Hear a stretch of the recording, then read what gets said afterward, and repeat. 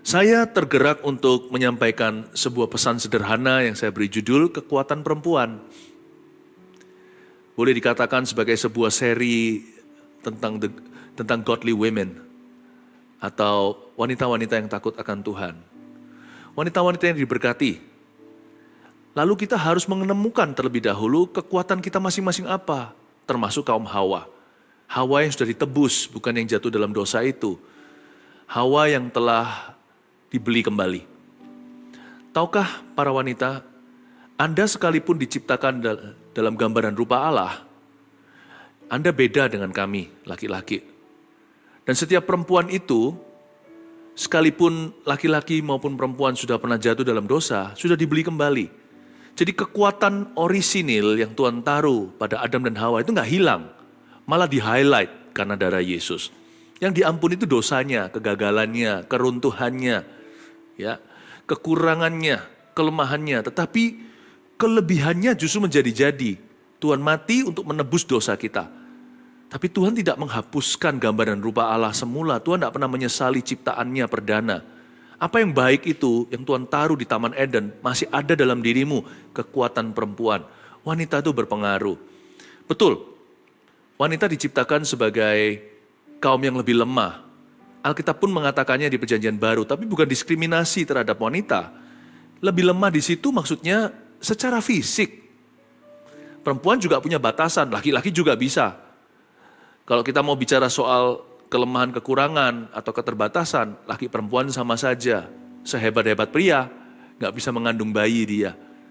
Laki-laki biasanya kalau pegang sesuatu yang panas itu, cepat sekali. Tapi ternyata perempuan itu lebih tahan sakit ya. Mana panas diangkatkan, apalagi kalau cinta kasih ibu kepada anaknya. Wah, panas pun tidak terasa seberapa. Tapi kalau papa pegang dikit yang panas udah langsung lepas tangan. Makanya itu yang hamil itu perempuan.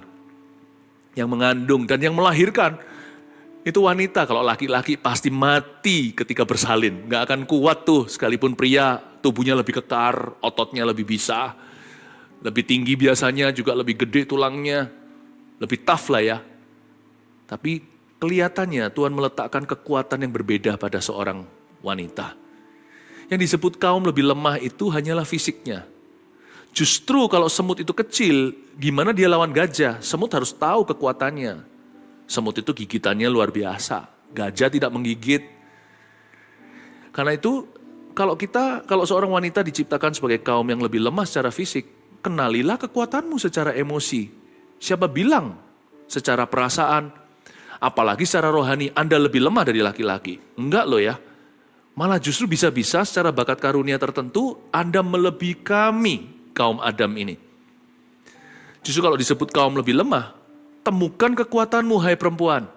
Kekuatan yang dari Taman Eden, dan kekuatan yang dibeli baru. Kekuatan yang ditebus di Kalvari, dan kekuatan yang dari zaman Kejadian. Kalau Anda menemukan ini, niscaya hidupmu tak akan pernah sama lagi. Kekuatan perempuan, buka bersama dengan saya satu figur kita pelajari hari ini. Tiada duanya, Ratu Esther. Buka Esther pasal 5 ayat pertama. Ini cerita langsung aja lompat di episode berikutnya, yaitu Esther menghadap raja. Ya, kita tahu background story-nya. Jaga-jaga kalau tidak semuanya membaca Alkitab atau belum cukup banyak pembacaannya, atau sudah lupa apa yang dia baca. Esther ini cerita bagaimana Tuhan memakai seorang perempuan untuk menyelamatkan satu bangsa sehingga tidak punah. Bangsa Yahudi itu mau dihabisi. Tapi Tuhan pakai seorang lakon. Lakon itu bukan seorang hero tapi heroin. Lakon itu seorang perempuan. Kok Tuhan pilih bukan laki-laki ya untuk menjadi pionnya atau ujung tombak? Nggak tahu, itu kedaulatan. Tapi kalau saya pelajari secara manusianya, ada banyak kriteria pada Esther yang tidak bisa ditemukan pada pria. Dia punya pengaruh, kelemah lembutannya itu kekuatan. Saya yakin, raja tidak akan tergerak kalau itu laki-laki yang berbicara kepada dia. Termasuk jikalau putra mahkota. Tapi kalau ini sang ratu, ada sesuatu dengan kelembutan wanita. Bukan dipakai untuk seduce atau untuk menjatuhkan seorang pria, tapi dipakai untuk agenda-agenda kebenaran dan keadilan. Makanya Tuhan memilih seorang perempuan He chose his daughter instead of his son to carry out this task, untuk menjalankan tugas. Untuk menyelesaikan misi yang berbahaya ini, dia pilih perempuan. Saya harap waktu Anda melihat ini, Anda melihat hubungan Anda dengan Tuhan. Sebagai putri kerajaan Allah, Anda punya advantage atau kelebihan. Dan saya harap juga ketika Anda membaca ini, Anda juga melihat hubunganmu dengan sesama. Baik dalam keluarga, tempat kerja, dalam pelayanan. Anda bisa menemukan your power, oh ladies. Ya, dear wanita, Anda bisa menemukan kekuatan Anda di mana. Ayat pertama, pada hari yang ketiga, Esther mengenakan pakaian ratu. Lalu berdirilah ia di pelataran dalam istana raja, tepat di depan istana raja. Raja bersemayam di atas tahta kerajaan di dalam istana, berhadapan dengan pintu istana itu. Berhenti di situ. Ayat 1, pada hari yang ketiga. Kenapa hari yang ketiga?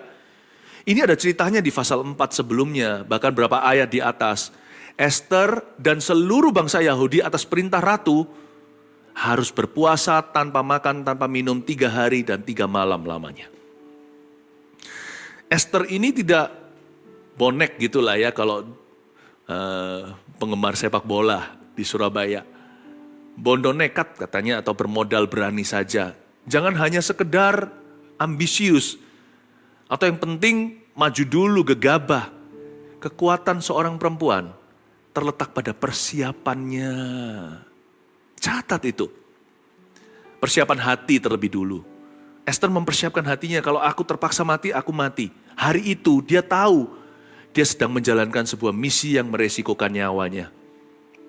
Ada sebuah peraturan yang tidak bisa diputarbalikkan. Siapapun termasuk sang ratu tidak boleh masuk ke tempat kerja atau di tahta pengadilan sang raja. Siapa berani masuk ke situ harus dibunuh. Jadi sudah peraturan dari sananya. Dalam kerajaan itu sudah menjadi undang-undang dasar. Sudah menjadi hukum yang tertulis. Jadi Esther tahu kalau dia tiba-tiba tampil tanpa undangan formal, dia pasti mengakhiri nyawanya. Tapi dia beranikan diri, resikokan nyawanya. Dia berkata, kalau terpaksa aku mati untuk bangsaku, biarkan aku mati. Dan saya yakin 90% dia yakin dia akan mati. Karena hukum tidak bisa diubah. Apalagi itu zaman perang ya. Raja itu banyak yang mau bunuh. Jadi kalau orang tiba-tiba muncul di tahtanya, itu pasti sang bodyguard sebelum raja berkata hentikan, sudah pasti membunuh dia. Itu semua tangan cepat. Semua tentara Kopassus raja itu bukan main-main. Itu orang yang bisa menembak tanpa melihat ceritanya. Itu orang yang bisa main pedang tanpa harus mikir 2 kali. Sebelum otaknya suruh, tangannya sudah ke sana dulu. Andai kata raja sayang sama dia pun pasti gak ada waktu. Pasti dia terbunuh. Dia tahu itu. Tapi Esther tidak peduli. Dia tahu ini misi ilahi. Tapi dia bukan hanya sekedar yang penting kesyera-syera whatever will be. Dengan penuh persiapan dia puasa 3 hari 3 malam. Dan suruh semua bangsanya ikut puasa sama dia. Dia ada persiapan rohani. Apapun dalam hidupmu hai wanita, jangan asal-asalan. Perempuan itu diciptakan penuh dengan perhitungan. Bukan perhitungan dengan Tuhan, atau perhitungan dengan orang tuanya, perhitungan dengan sesama, bukan ya. Maksudnya hitung-hitungannya jalan. Buktinya laki-laki kalau mau pindah, contohnya dia dapat kerja baru nih di kota lain, dia dengan gampang aja berkata, iya asal gajinya bertambah. Biasanya mama atau sang istri yang di rumah yang akan berpikir detil-detilnya dan berkata, tunggu dulu papa, anakmu gimana sekolahnya, teman-temannya udah akrab nih. Dia sudah keluar dari pergaulan buruk ya kan. Lalu sekarang di sekolah ini, sekolah baru, apalagi di sini ada gereja kita. Kita udah cocok di sini. Bagaimana nanti di tempat baru, gimana dia adaptasi, jangan-jangan nanti dia depresi lagi. Itu mama yang mikirkan. Perempuan itu kalkulatornya jalan. Laki-laki biasanya lebih gegabah. Laki-laki cenderungnya berpikiran gambar besar. Wanita pada detil-detilnya. Itulah sebabnya Ratu Esther ini yang dipilih oleh Tuhan. Karena nanti untuk memenangkan peperangan ini jalan tikus bukan jalan raya. Wanita, ingatlah kalau Anda mau melihat berkat Tuhan, kenakan kekuatanmu. Jangan asal-asalan sebab kekuatanmu terletak pada persiapan hati. Persiapan rohani. Minta sama Tuhan roh doa syafaat. Puasa dulu. Jadi powerhouse-nya suami. Bukan jadi pemain kedua loh ya. Bukan. Powerhouse-nya. Dua-dua harus berdoa. Supaya jangan suami istri itu gak kompak. Malah justru kompak dalam perkara salah seperti Anania Safira. Dua-dua nanti dihukum sama Yesus Kristus. Tapi perempuan dan laki-laki sekalipun suami istri sama-sama berdoa. Terlebih lagi sang wanita. Karena wanita itu kekuatannya pada persiapan. Itulah kekuatan perempuan.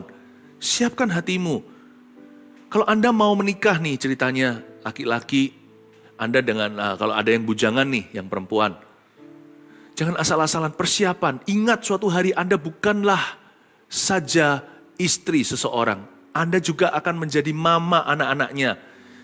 Jadi jangan jatuh dalam dosa. Jangan mau kalau sang laki-laki pimpin Anda pada kegelapan. Istilahnya ke tempat yang remang-remang. Be smart. Remember, you are the preparation of your own household. Sang suami juga harus mempersiapkan diri. Tuhan akan berurusan dengan dia. Tuhan berkarya dalam diri seorang pria. After all, dialah kepala keluarga. Makanya itu wanita cepat dewasa dulu kan.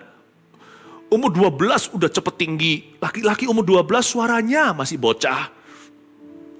Laki-laki itu Tuhan lebih slowly. Karena dia nanti jadi pemimpin utama. Jadi Tuhan pelan-pelan. Tapi wanita harus mempersiapkan diri. Karena perannya tinggi, bukan hanya menjadi istri suatu hari kalau Anda bujangan, Anda juga akan menjadi mamanya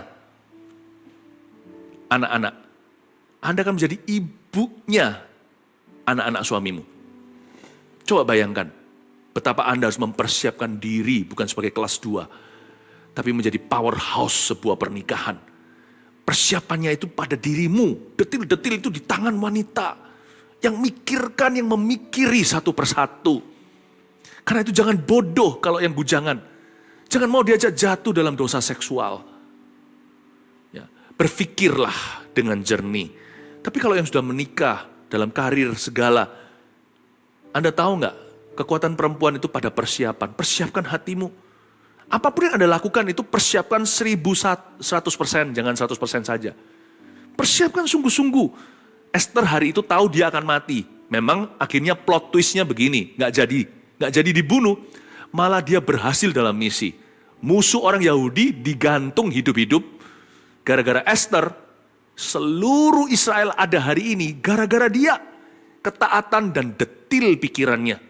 Karena mulus caranya dan dia mengerti kekuatannya. Tuhan memakai semua kualifikasi itu, kriteria kelebihannya, untuk menyelamatkan bangsa pilihan. Tanpa Esther, hari ini nggak ada namanya ras Yahudi. Semua akan punah mati. Anihilasi. Annihilation is to erase atau menghapuskan sebuah ras. Itu anihilasi namanya. Gara-gara Esther tidak jadi.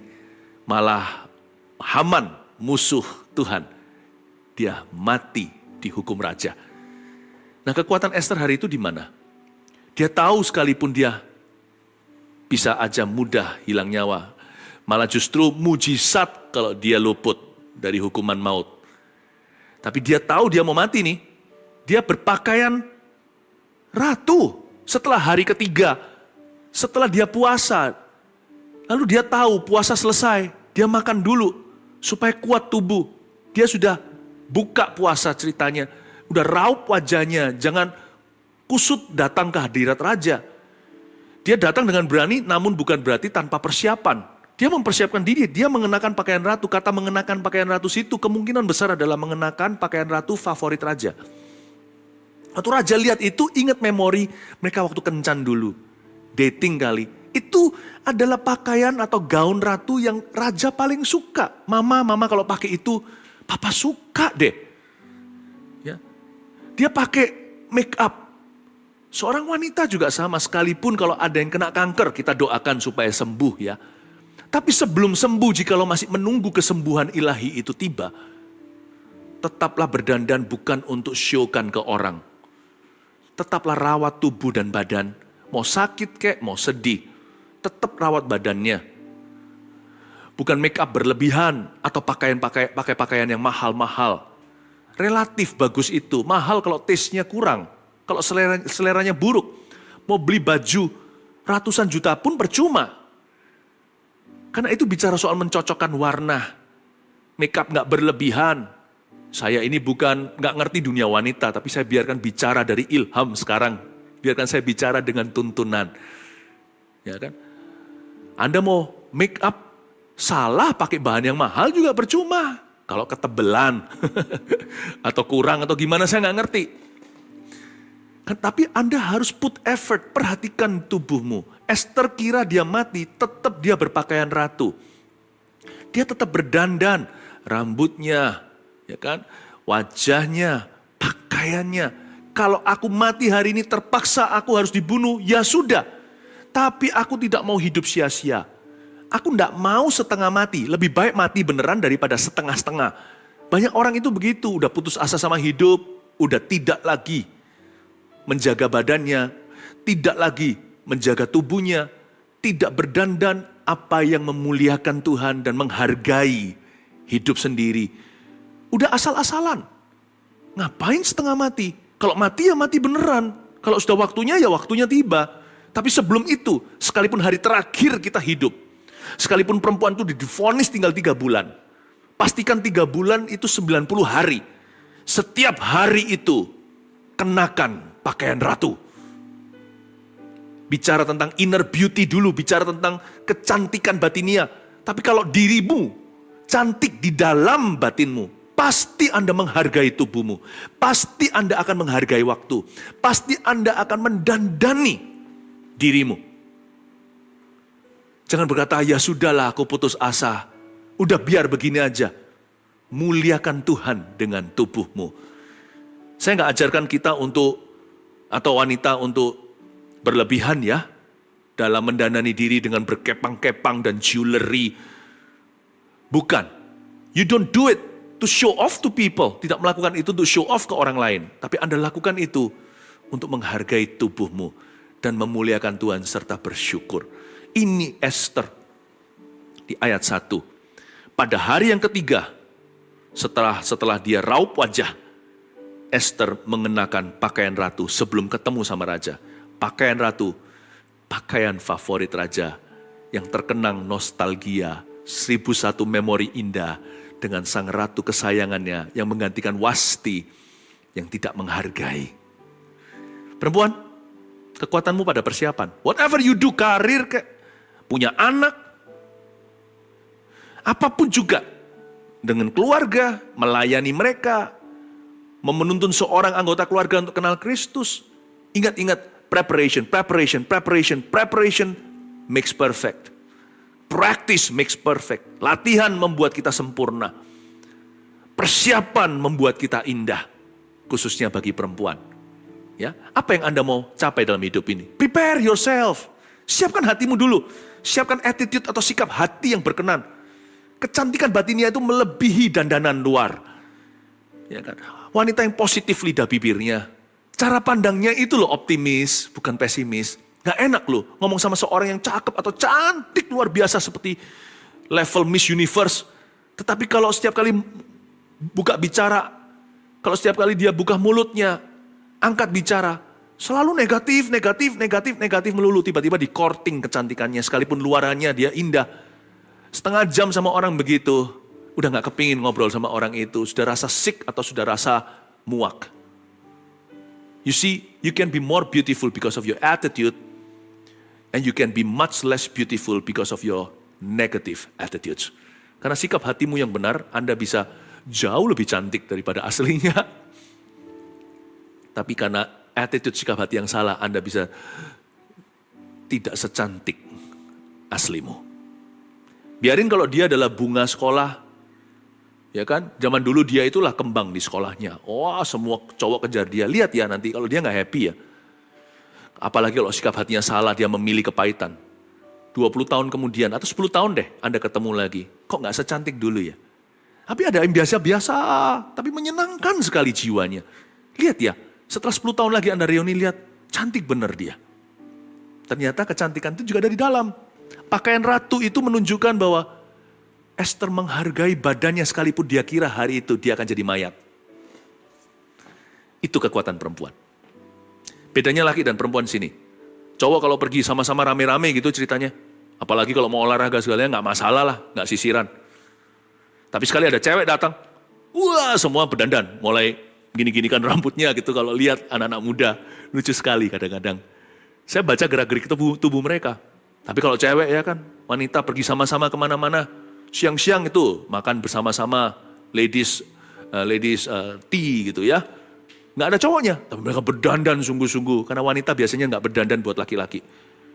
Wanita berdandan untuk dirinya. Saya ngomong begini untuk mengingatkan pakaian ratu itu bukanlah pakaiannya. Tapi sebuah keputusan hidup untuk mempersiapkan dirinya, menampilkan terbaik. Mempersiapkan dirinya untuk menjadi yang terbaik. Itulah kekuatan perempuan. Allah sudah ciptakan pada Hawa, ditebus lagi lewat Kalvari. Lalu ayat 2, ketika raja melihat Esther sang ratu berdiri di pelataran. Itu raja kelihatan nih, wah bahaya nih. Ini sudah mengerikan sekali menurut saya. Ini sudah kalau ada drum di sini udah begitu. Ketika raja melihat Esther sang ratu berdiri di pelataran. Gara-gara puasa kan. Berkenanlah raja kepadanya, untung. Lebih tepatnya puji Tuhan. Sehingga raja mengulurkan tongkat emas yang di tangannya ke arah Esther. Diulurkan begini. Lalu mendekatlah Esther. Baca sekali lagi. Lalu mendekatlah Esther. Dan menyentuh ujung tongkat itu. Harusnya kalau saya jadi Esther saya sudah panik. Ini mau dibunuh semua termasuk keluargaku. Sekali ada keluar titah raja dihasut oleh Haman. Musuh bangsa Israel waktu itu. Kalau sampai raja memberikan signet ring atau memberikan cincin meterainya, matilah. Nggak bisa ditarik kembali, raja pun nggak bisa batalkan undang-undang. Dan pada saat itu, Esther harusnya sudah masuk dalam kepanikan. Bukan hanya keluarganya, Mordekai pamannya udah memperingatkan dia, kalau kamu nggak mau, pertolongan datang dari tempat lain. Jangan kira kamu di istana, kamu nggak binasa, kamu pun akan mati. Dia pasti akan mati. Aduh, dia pasti sudah panik sekali. Nah Esther pada waktu masuk, untung kan, puji Tuhan. Dia nggak jadi dibunuh, berkenanlah raja. Lalu raja mengulurkan tongkatnya. Tongkat itu otoritasnya. Dengan tongkat itu dia menghakimi bangsanya. Dengan tongkat itu dia memerintah negeri. Diulurkan tongkat itu, tongkat emas yang di tangannya ke arah Esther. Lalu mendekatlah Esther dan menyentuh ujung tongkat itu. Dia nggak berlebihan, lalu dipeluk tongkatnya, tolong raja, dan gegabah. Atau dia bahkan ingini tongkat emas yang diulurkan kepadanya.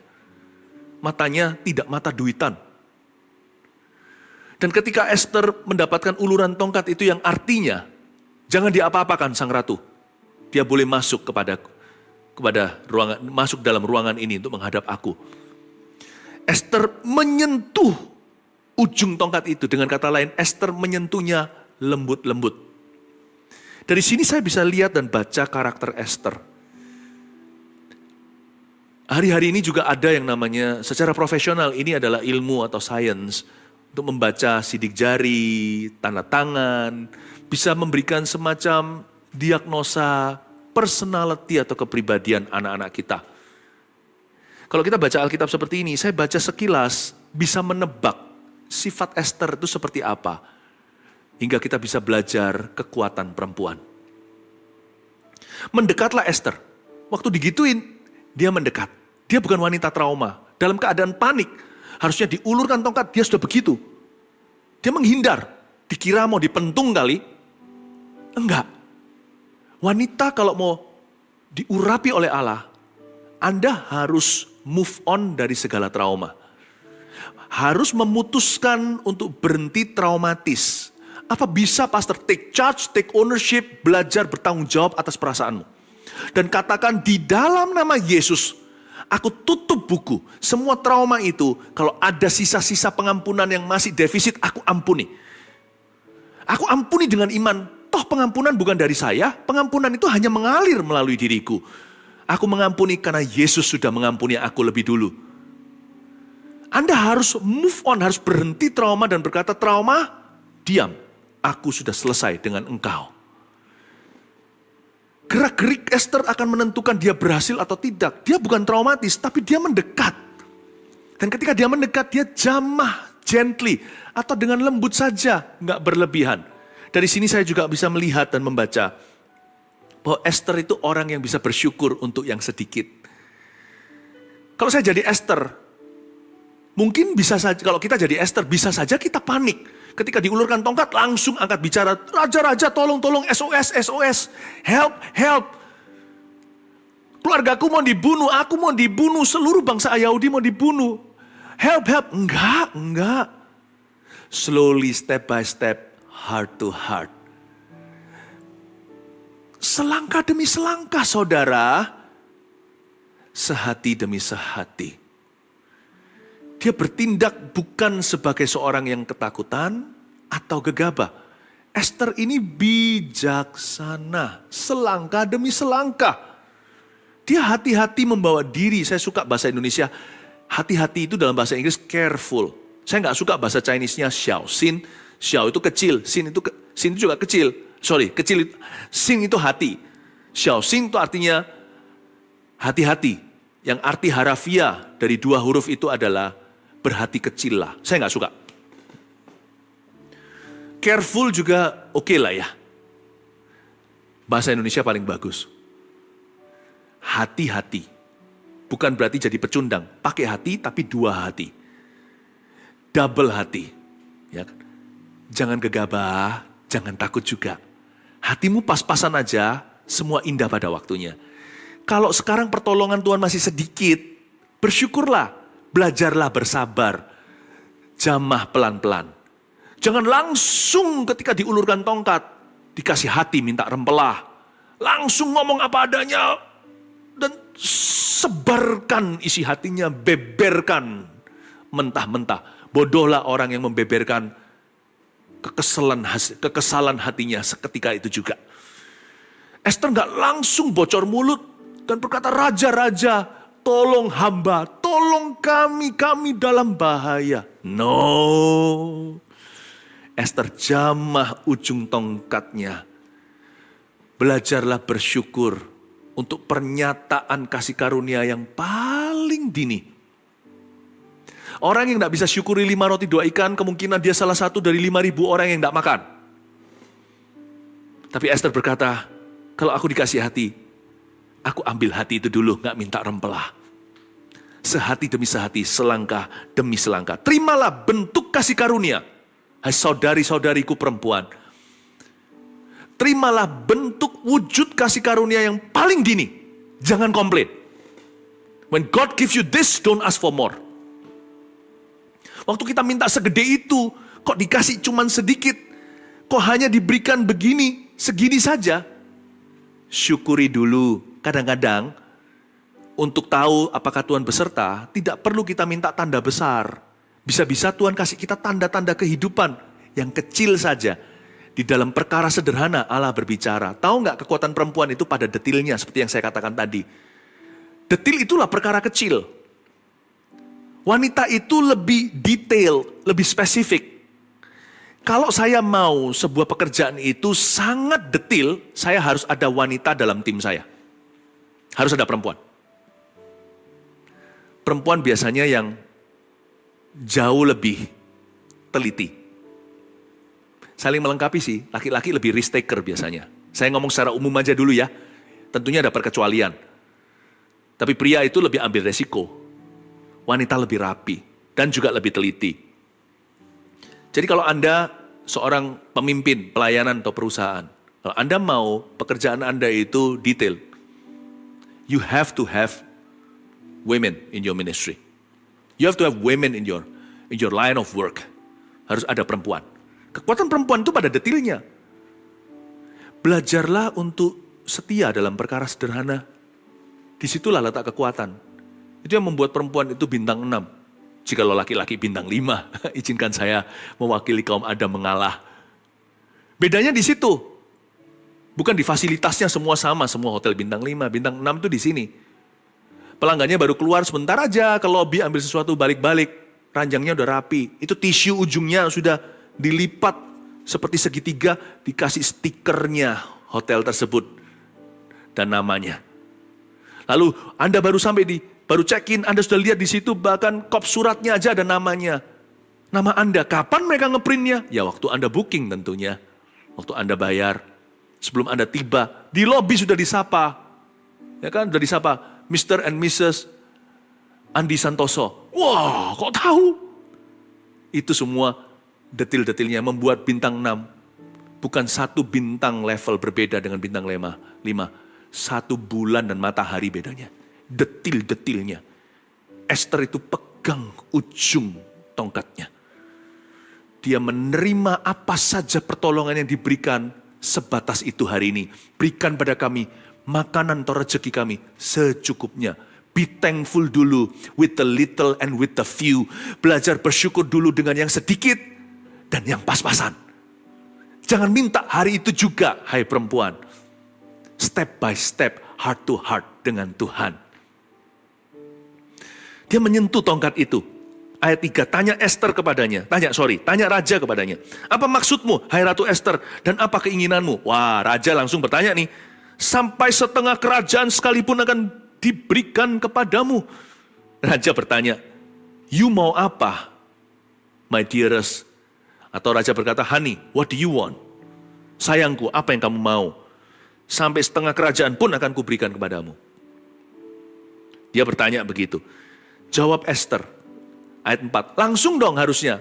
Raja, ada orang cari gara-gara, gitu. Atau langsung aja minta setengah kerajaan, split half-half. Kayak orang bercerai gitu, Raja 50, Esther 50. Nah, punya sama-sama kuasa, ayo kita berperang dan biarkan bangsa Yahudi bersembunyi di sisiku. Lalu kita lawan, aduh, Esther nggak begitu. Esther tuh begini, ketika Raja tanya sama dia jawabnya mengejutkan. Ayat 4, jikalau baik pada pemandangan Raja, datanglah kiranya Raja dengan Haman pada hari ini ke perjamuan yang diadakan oleh hamba bagi Raja. Diajak untuk bertamu, karena zaman dulu Raja dan Ratu harus tinggal beda palace atau beda istana, karena ini memang sudah protokol. Esther ditanya, kamu mau setengah kerajaan ya sayangku? Dia berkata, no, I would like to invite your highness. Aku ingin sekali mengundang Raja, sekalian ya bawa Haman. Haman itu musuhnya.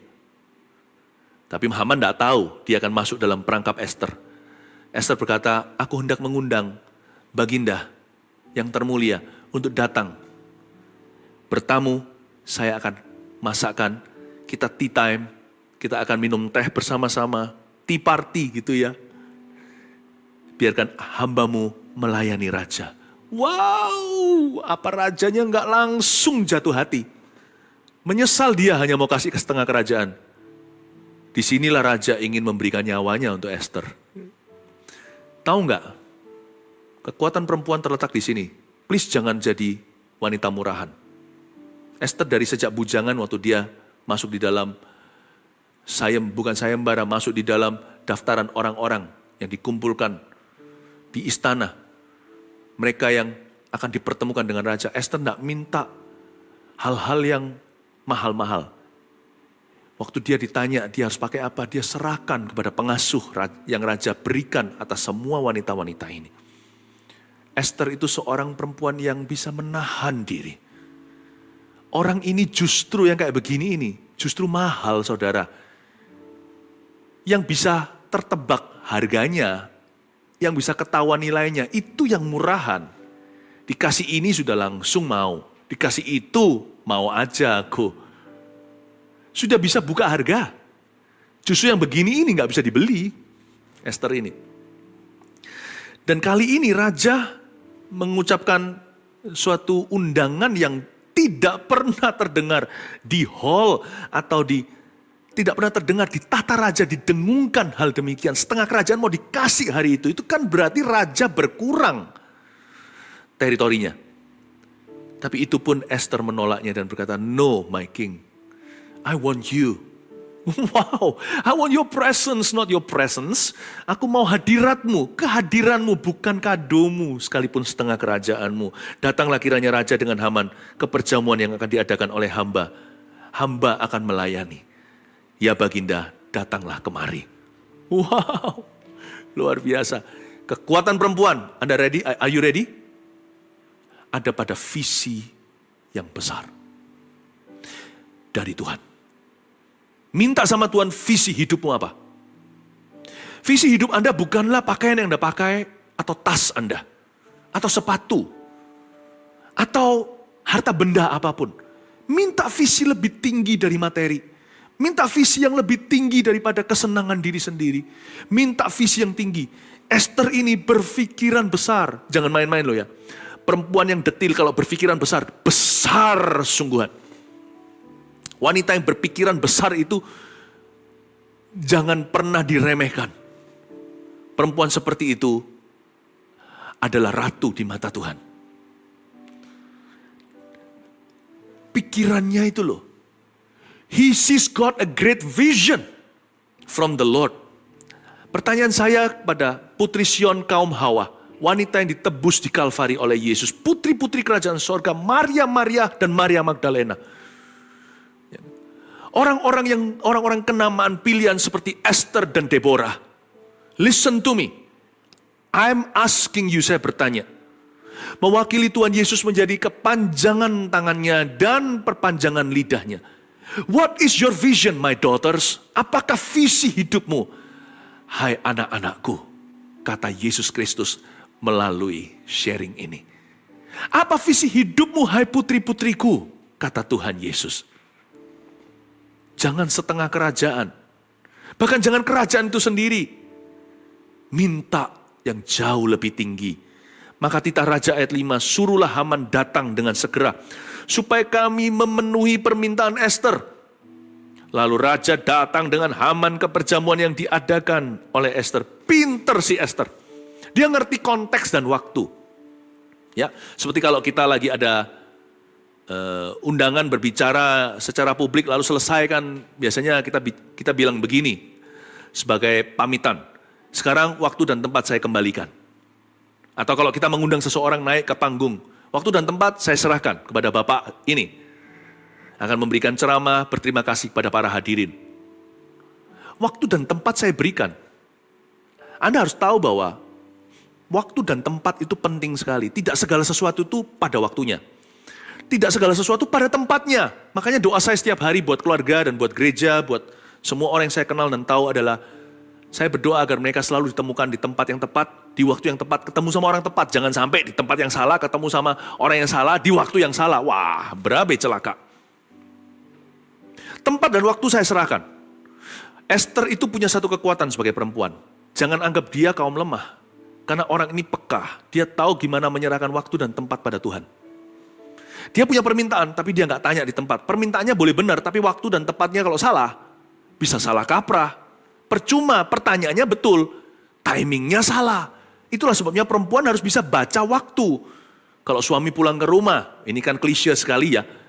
Jangan langsung beritahu, mungkin dia perlu mandi dulu pas makan, cari waktu yang tepat. Kalau Anda mau bicara, ini bukan trik-trikan. Tapi ini orang yang menghargai waktu Tuhan dalam segala hal. Nggak tentu suaminya ready untuk mendengar itu. Kalau kita mau memberi masukan, harus ngerti. Bukan hanya pilih kosakata, kata-kata yang membangun dan mudah dicerna, tidak membunuh karakter tetapi lebih kepada isunya. Kalau kita mau kalau seorang wanita mau memberikan masukan kepada anak-anaknya, jangan lupa. Kalau itu kritikan, kasih pujian sebelum dan sesudah. Sehingga sebelumnya sudah divaksin dulu, dikasih kritikan yang membangun, setelahnya itu dibalut luka yang kita hasilkan lewat kritikan. Jangankan perempuan, laki juga perlu lakukan itu sama saja. Apalagi perempuan itu manusia pengaruh. Manusia pengaruh, betul itu. Buktinya, Hawa bisa menjatuhkan ciptaan pertama. Memang ular sih. Tapi kalau nggak lewat Hawa, setan nggak bisa jatuhkan Adam. Hebat nggak kaum Hawa itu?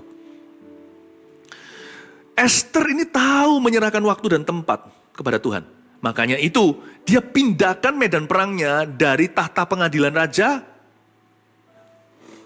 to the bedroom. Ke tempat tidurnya. Saya tidak bicara, ini bukan implikasinya seks sebagai senjata ya. Kalau Anda sudah menikah, seks bukan senjata. Bukan ya. Jadi jangan pernah kalau orang yang sudah menikah nih, suami dan istri, ngambek. Lalu habis itu, itulah hukumannya. Wah, kalau seperti itu, saling hukum-menghukum, ujungnya dua-dua selingkuh. Seks bukan reward dalam pernikahan, seks bukanlah punishment. Dalam pernikahan yang sah, yang sudah diberkati oleh Tuhan, seks bukanlah hukuman maupun upah. Yang saya maksudkan dibawa ke tempat tidur adalah ke tempat pribadi. Dia bawa raja ke palace-nya. Malah bukan di tempat tidur secara literally atau secara harafiah. Dibawa ke meja makannya, perjamuan dihidangkan oleh Esther untuk raja dan Haman. Haman pun suruh datang, raja suruh Haman datang. Raja saking senengnya sama Esther. Ya kan? Bayangin, dulu yang Wasti istrinya yang akhirnya disingkirkan di pasal pertama. Itu kan Wasti tidak menghargai dia di hadapan semua panglimanya, di hadapan semua pegawai-pegawainya, di hadapan semua pejabat. Wasti nggak mau datang. Esther ini mengalahkan karismanya semua pejabat raja, termasuk Haman. Haman ini didengar sama raja. Haman ngomong apa aja didengarkan, kan dia penasihat utama. Kelihatannya presiden ya, tapi sebenarnya Anda harus perhitungkan penasihat presiden itu siapa. Yang harus kita doakan bukan hanya pemimpin negara, tapi kita juga harus doakan nasihat penasehatnya. Atau kabinetnya. Nah ini adalah penasehat wahidnya. Kabinet nomor satunya si Haman pun kalah. Haman, you datang ya. Haman itu sibuk sekali. Mengurusi semua urusan raja, disuruh datang. Bayangkan ya, kalau perlu ya, setan sama Tuhan disuruh datang ke wisudamu ketika engkau diberkati. Kalau perlu seluruh malaikat yang paling tinggi, bukan setan nih, malaikat-malaikat Tuhan pun. Kalau perlu orang-orang utama, orang-orang kenamaan di bumi ini, mereka, Tuhan kan saking bangganya dengan Anda, Tuhan akan perintahkan mereka untuk melayani visimu. Tuhan bahkan akan perintahkan mereka untuk hadir melihat ketika Anda diberkati. Karena orang-orang yang excellent will stand before kings. Karena orang-orang yang cakap dalam pekerjaannya, artinya yang hatinya berkenan kepada raja, dia akan berdiri di hadapan raja-raja. Permaisuri akan menjadi inangmu, raja-raja akan menjadi hamba-hambamu. Bayangkan. Dan kalau perlu, setan akan dibawa Tuhan masuk ke perangkapnya orang yang berkenan kepada Tuhan. Suruhlah Haman datang dengan segera, supaya kami memenuhi permintaan Esther. Haman mungkin awal-awal menggerutu, apa sih aku loh official atau pejabat sepenting ini disuruh datang dinner atau tea party. Aduh, ini kan urusan pribadi. Kenapa saya disuruh datang? Aduh, aku sibuk tahu, tapi nggak berani dia sama raja. Dia pasti awal-awalnya tersinggung. Kenapa raja mementingkan kepentingan perempuan? Apalagi zaman itu bukan emansipasi.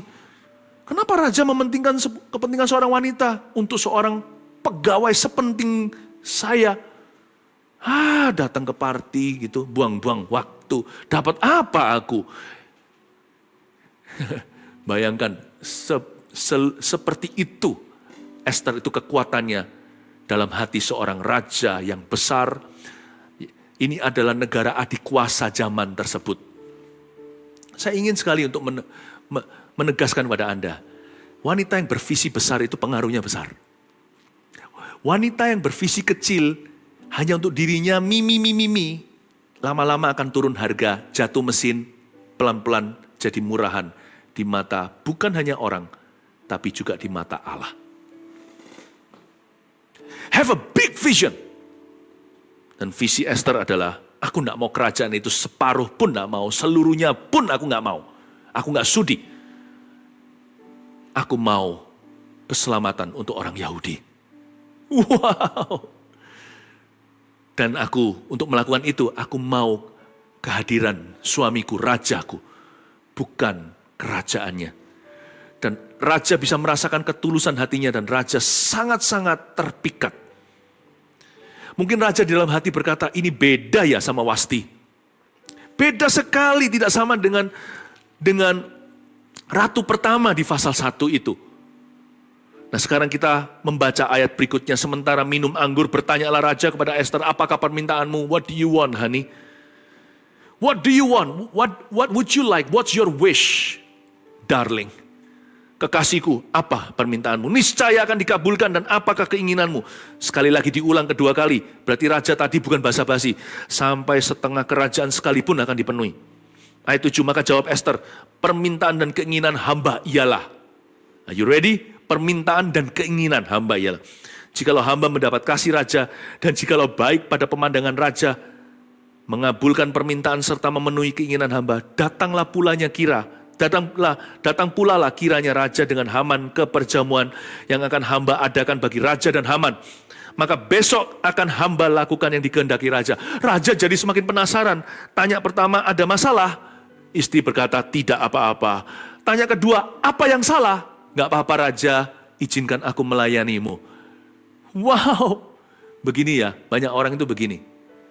Aku tunggu masalahku pergi dulu baru melayani Tuhan. Kamu berubah dulu baru aku mengasihimu.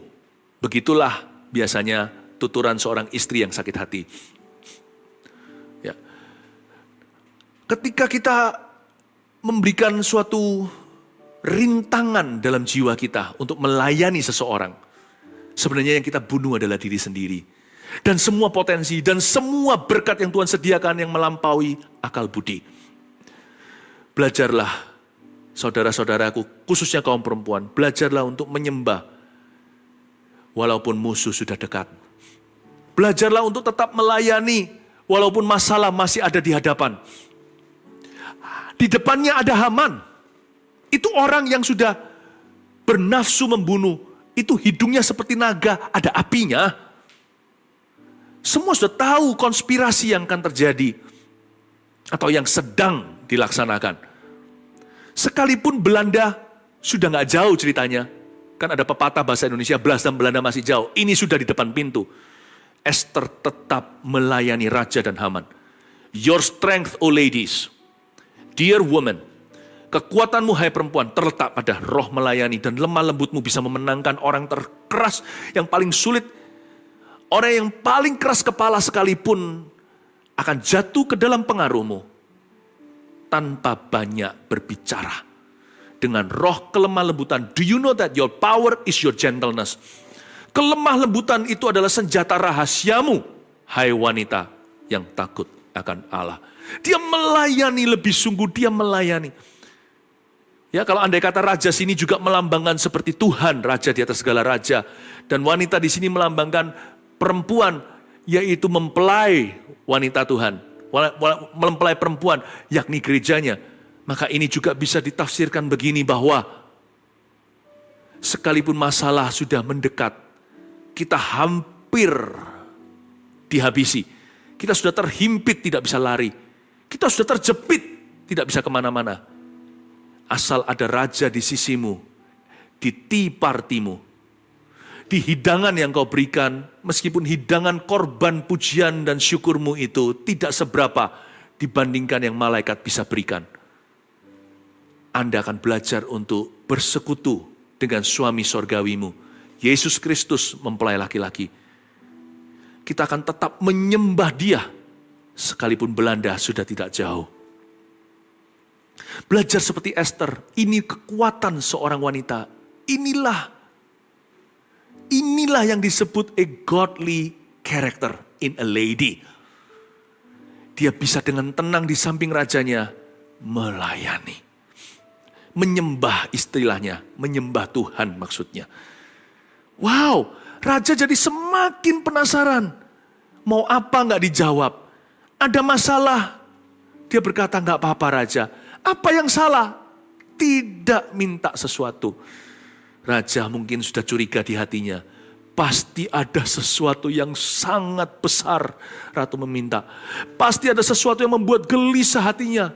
Pasti ada sesuatu yang berat di dalam jiwanya. Aku tidak tahan lagi. Sekarang raja sudah tidak lagi menawarkan setengah kerajaan. Raja menawarkan dirinya. Dan bahkan kalau perlu berikan nyawanya untuk sang ratu kesayangannya. Berpikiran besarlah hai perempuan. Carilah dulu kerajaan Allah dan kebenarannya. Segala sesuatu yang tidak kau bayangkan bahkan ditambahkan kepadamu. Daripada kau cari tambah-tambahannya, terima kurang-kurangannya. Tambah-tambahan kurang-kurangan matematika. Lebih baik kau cari Dia. dan kehendaknya. Cari visi lebih tinggi. Tambah-tambahan diberikan, kurang-kurangan tidak terjadi. Raja berkata dia pasti minta sesuatu yang besar. Raja tidak bisa berkata apa persisnya. Di tahap ini raja sudah tidak bisa menolak. Hai perempuan, wanita yang takut akan Tuhan, putri-putri Sion yang sejati, anak-anak Yesus Kristus di zaman perjanjian baru ini. Apa visi hidupmu? Coba saya tanya lagi, yang bagian ini saya tidak bisa jawab, saya hanya bisa khotbahkan. Jadi benih, Anda yang sirami, dan akan tumbuh jadi pohon yang besar. Di bawahnya akan tinggal banyak hewan-hewan liar, dan di sarang-sarangnya burung-burung meletakkan the young atau anak-anak mereka. What is your vision, O godly woman? Apakah visi hidupmu, hai wanita yang takut akan Tuhan? Saya berdoa agar Anda menemukan kekuatan Anda. Kekuatanmu, hai perempuan, terletak pada visimu dari Tuhan. Pastikan kau temukan itu di hari-hari kemudian. Saya ulang lagi rangkumannya demikian sebelum saya berdoa. Kekuatan perempuan di mana? Pada persiapan hatinya. Persiapan rohani juga. Dan persiapan studi tentunya. Kalau Anda belajar atau latihan, persiapan segala sesuatu. Pokoknya persiapan. Kekuatan perempuan juga pada detil-detilnya. Dia setia, makanya setialah dalam perkara kecil. Belajar untuk teliti, lebih teliti lagi. Kekuatan perempuan juga terletak pada rasa bersyukur dan bersabar. Ujung tongkat pun bagi dia sudah cukup untuk hari itu dia berkata, thank you. Seorang wanita yang seperti ini, niscaya akan ditambah-tambahkan oleh Tuhan Yesus perkara-perkara yang lebih luar biasa. Dan terakhir, kekuatan perempuan terletak pada visi hidupnya. Tanpa visi liarlah rakyat, lebih liarlah wanita. Tanpa visi yang jelas, perempuan akan hilang arah. Miliki visi hidup yang dari Tuhan. Nomor 1, menyenangkan Tuhan. Nomor 2, apa? Keselamatan keluarga Anda. Pastikan taruh orang lain di depan. Anda di baris paling belakang. Jika Yesus ditinggikan, salibnya ditegakkan, pasti dia menarik semua orang datang kepadanya sekarang. Kekuatan perempuan, temukan, Anda sama sekali bukan ciptaan Tuhan yang lebih lemah. Kalau secara fisik kami lebih sebagai Adam, mungkin justru karena itu secara emosi Anda jauh lebih gigih. Mungkin secara teliti Anda di liga tersendiri, kami tidak bisa mendekati. Mungkin secara rohani itulah sebabnya banyak perempuan lebih peka, sangat peka, pendoa syafaat dan nabiah. Saya nggak heran karena wanita diciptakan dalam gambar dan rupa Allah. Terimalah kekuatan, hai para perempuan yang takut akan Tuhan.